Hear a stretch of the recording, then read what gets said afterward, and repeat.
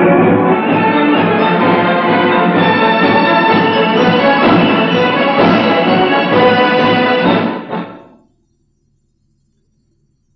to American Atheist TV Forum. I am your host, Frank Zindler.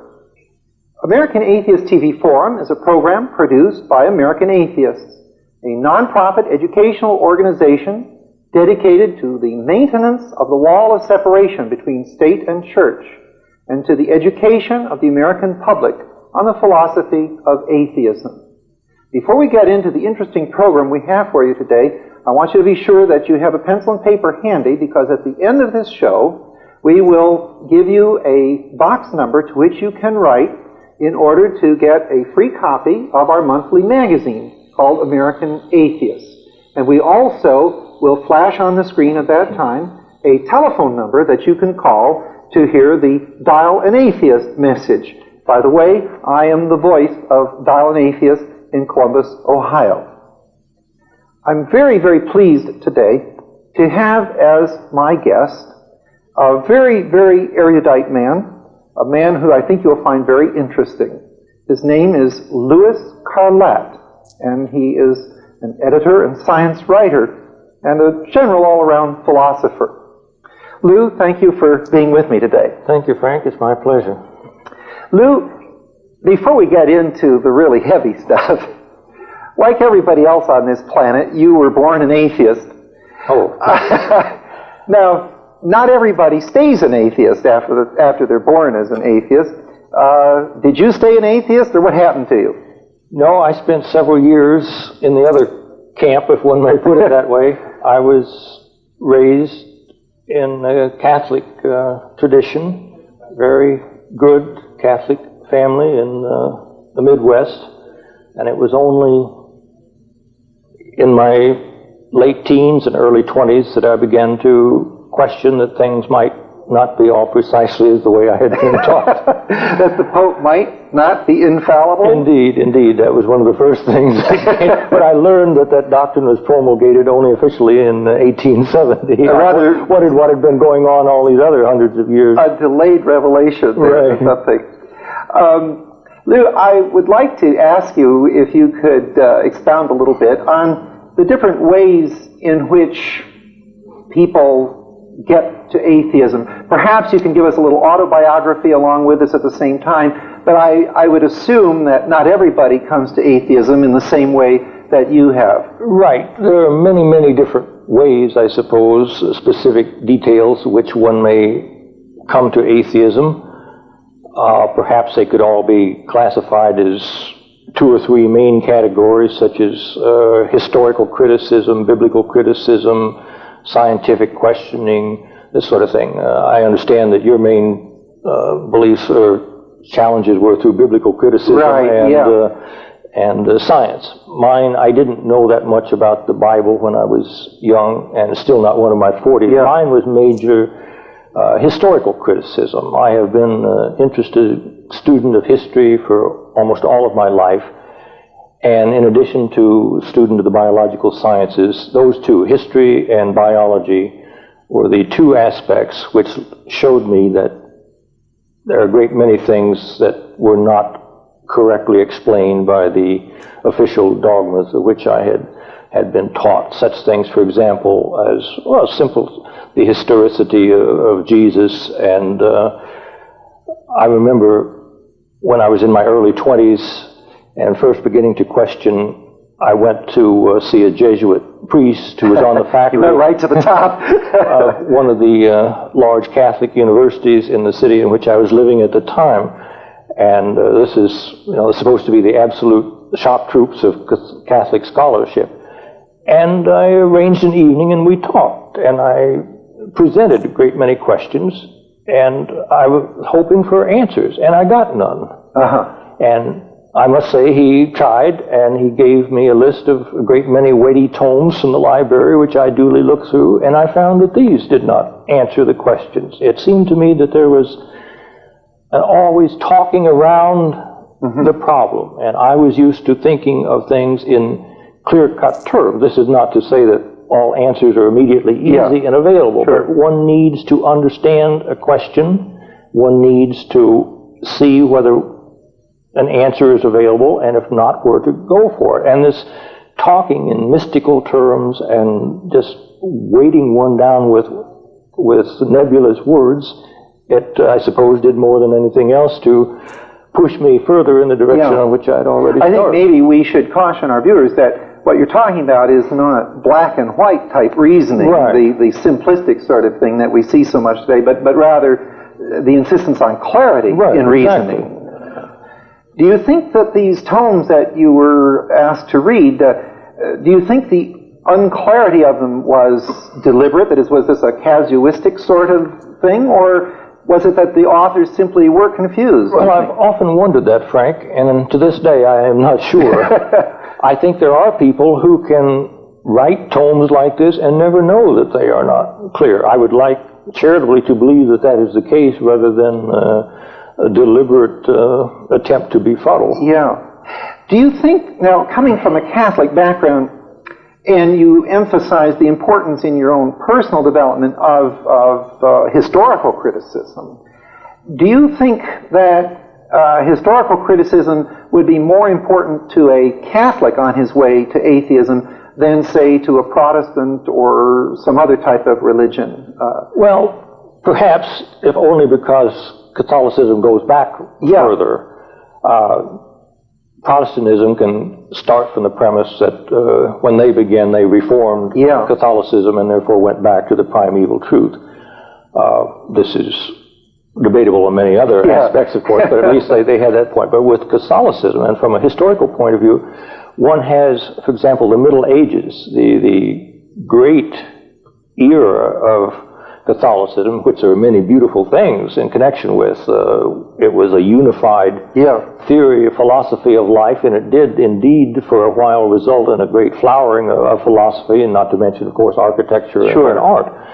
But one is faced with the problem of the historical Catholic Church becoming a tremendous empire, as it were, and a monolithic social structure which sought to regulate men's lives in every aspect. It became such, well, the people at that time were aware of this, and of course, even before the official Protestant Reformation, there were many, many unsuccessful attempts at reform to get the church back to the grassroots, so to speak, and to they claimed that the church was the Antichrist, was the whore of Babylon, was far away from the teachings of Jesus.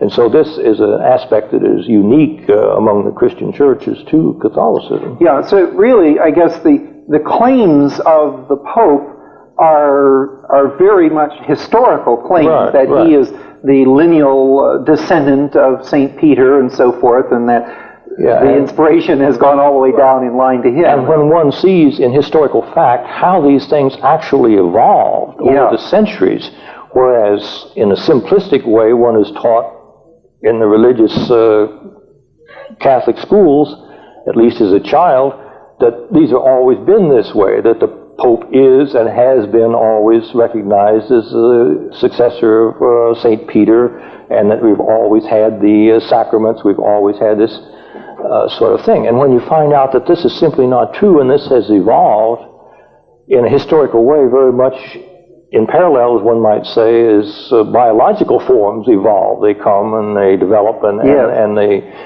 they go. And this shows that there is simply no foundation to the claim of any kind of an absolute truth. Yeah, I hadn't really thought about it until just this minute as we discussed this, that how devastating historical perspective is and must be really for any religion, because you do see, if you study history, you see the commonalities in all of the religions, and that they do have their evolutionary roots, and the same kind of things befall each of the religions, and perhaps each religion has built in a sort of ethnocentrism that makes each religion thinks it is unique, it has the whole truth and nothing but the truth, and everybody else is in error. and then you look through time and you also look through space, and you see that that isn't the case.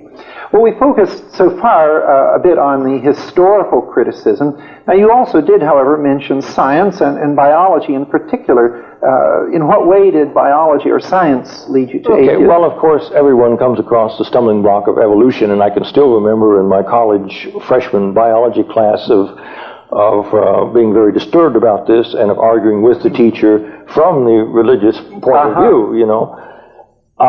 But I think more than that, at a later level in my scientific training, when I got to biochemistry, and one deals with the stuff of life, yes, and molecules, macromolecules such as proteins and nucleic acids, and one realizes the tremendous capabilities that are inherent in the molecules which make up the organic living world.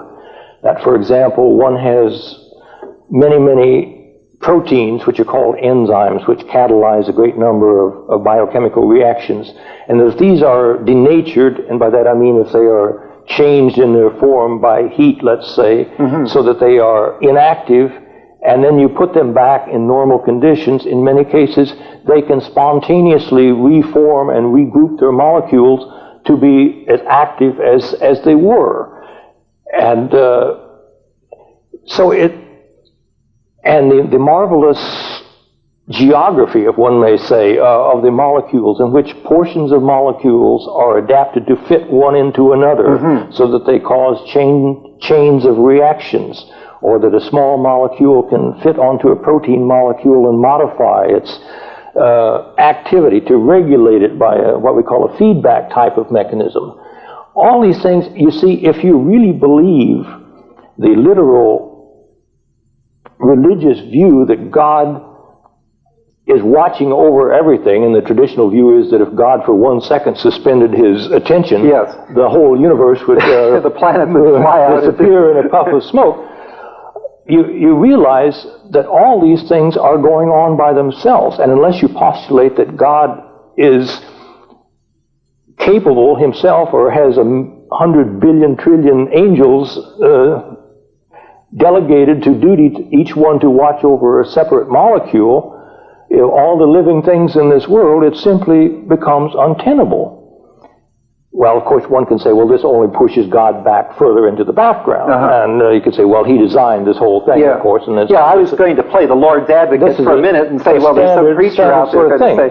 But you finally come to the point where you realize you don't need this. It is the Cheshire Cat analogy is, I think it was Bertrand Russell pointed out, that God finally gets pushed further and further back into the picture as we see we don't need him anymore to do these immediate things. And so finally nothing is left but the cosmic smile.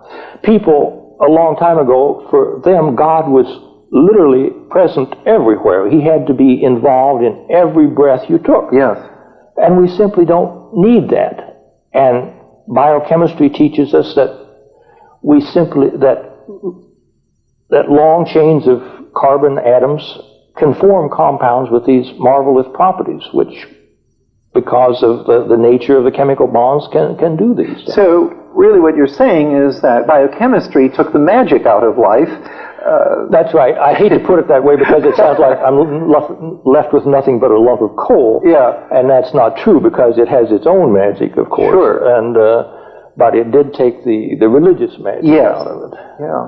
Now, in the case of this intricate design, or it appears to be design, of the enzymes that spontaneously can reassemble from their fragments and so forth, I'm sure there are some religious people watching us in horror at this moment who are saying, oh, but that design proves that there has to be a designer. Could you go over this one more time?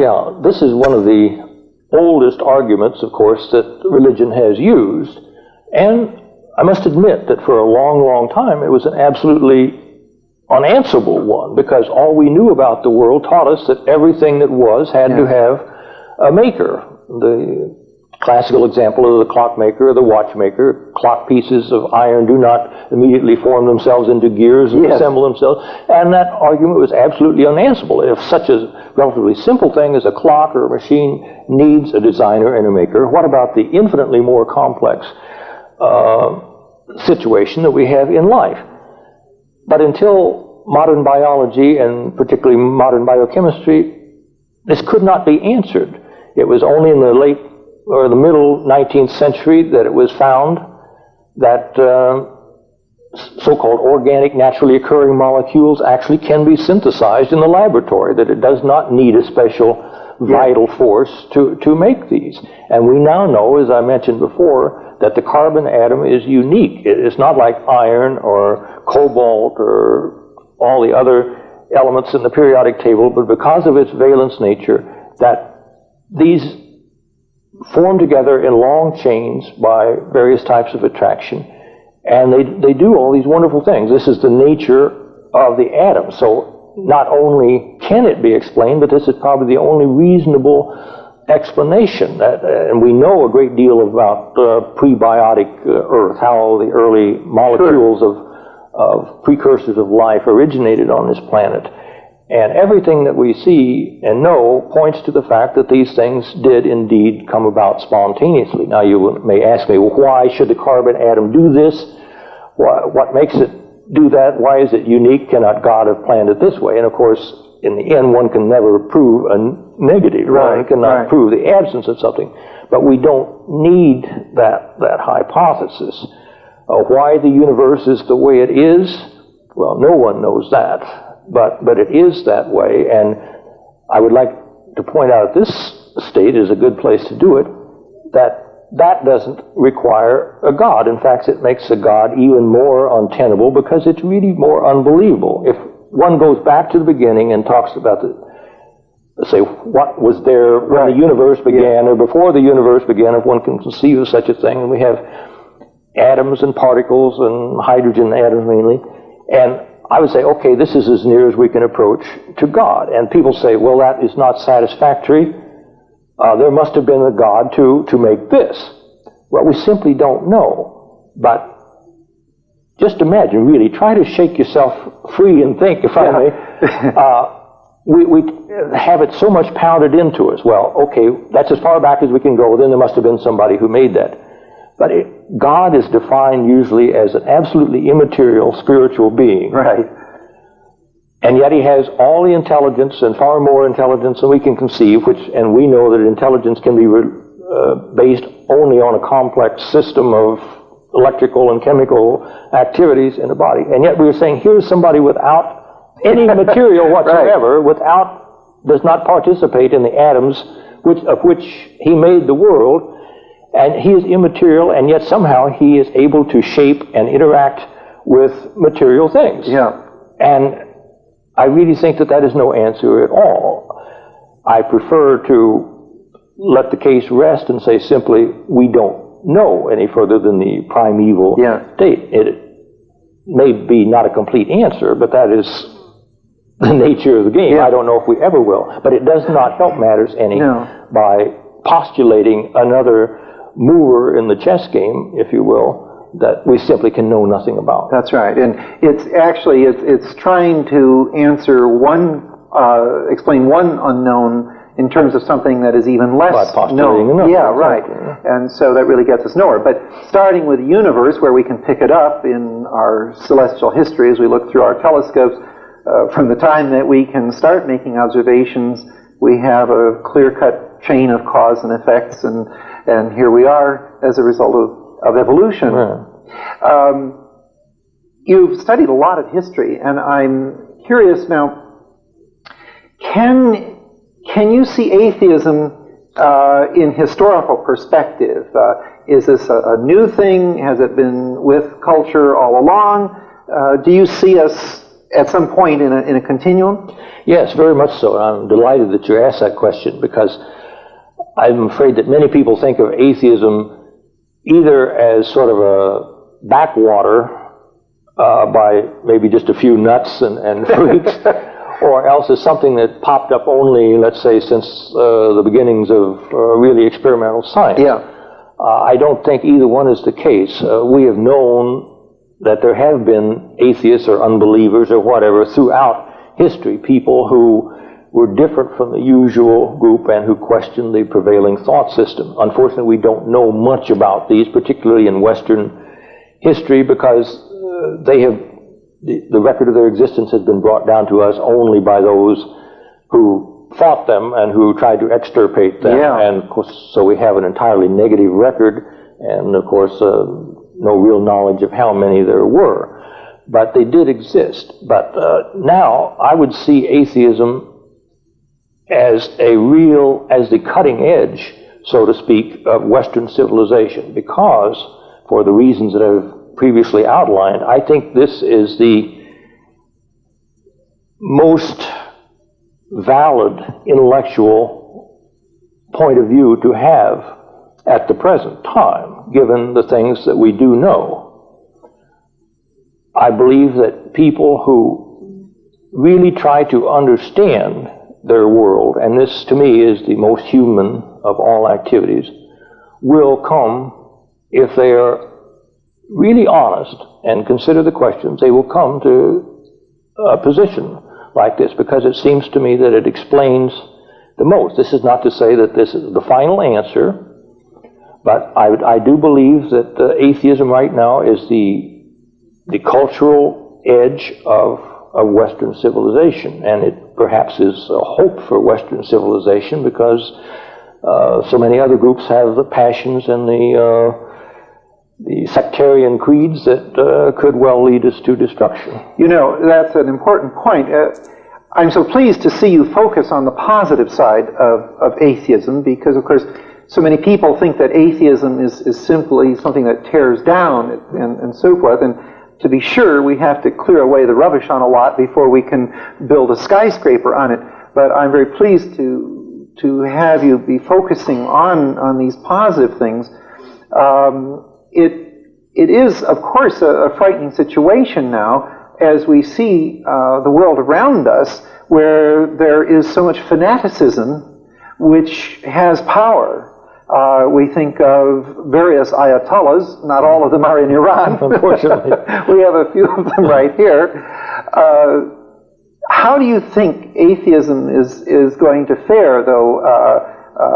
Atheism, particularly in the Western world, does not have the financial resources of an Oral Roberts or a Pope Karol Wojtyła. What is our strongest weapon? What is going to help atheism advance, do you think? Well, I can only hope that it will simply be honesty and the search for truth. Unfortunately, the good guys don't always win. Yes. But one can always hope, and this is what we have to go on. But I would like to say, again, in a positive way, I would like, if any single thing is brought out in this discussion that we're having, I would like for our viewers to take this fact that indeed I feel that atheism is an extremely positive thing. Now, granted, there are a broad spectrum of activity. There are many, many people in any individual, quote, group or church, Christians or Catholics, whatever. You have the gamut from extremely liberal to those who think that even the present Pope is dangerously liberal. And I'm sure that there are many atheists who are concerned mainly with perhaps getting rid or combating the idea of God. And this certainly has its valid position. We need people who work in the political arena, such as you certainly do, and we need to be active, protect against encroachments on freedom of the Constitution and this sort of thing. From my own point of view, I am not so much oriented towards political activity, but for my own self, I like to see this as a very positive thing for myself as a human being, to first clear away what I believed was untruths in my early teaching, to allow me as an individual, interested, caring human being to see where I stand with relation to the world. This is, of course, an overwhelming task, and a lifetime for any individual is never enough, but it is the only thing that makes us, or the greatest thing that makes us human. This we have alone, that is not shared with any of our brothers in the other living kingdoms. But to go back to your question, and perhaps this is our hope, if we can have people realize this, to have the strength to understand and realize that their salvation is in our own hands, right. each person's own hands, and with the values that atheism clears the spirit for humanity, for caring, for love, for beauty. This is perhaps our hope. Whether this can be done to a great enough extent that will allow society and perhaps the world at this point to survive, I do not know. Whether it is possible to educate all people or a sufficient high percentage of people so that this can come about, I do not know. It seems at present that only a relative minority of people can live life in this aspect and not be torn by sectarian and creeds and hates. Granted, that is much the easier way to live, to sit down and accept what you're told. But I hope that this is our salvation. Well, Lou, this has been a most eloquent appeal to reason and to logic. Quite clearly, if the human race is to find salvation, it must do so without illusions concerning itself. And of course, my hope is your hope, and we are growing in numbers. We're not quite as small as we used to be. Unfortunately, we're just about out of time, and we have more things that we need to discuss, and I'm hoping you can come back and continue the discussion. I would love to. I want to just say in the few seconds that are available yet, reminding everybody that it is possible to get more information on American Atheists, get a sample copy of our magazine, The American Atheist, and other literature, by writing to the post office box number, which you will see in just a few moments on your screen. And also I hope that you will dial an atheist and hear what I have to say every day. Thank you for seeing us today, and tune us in next time.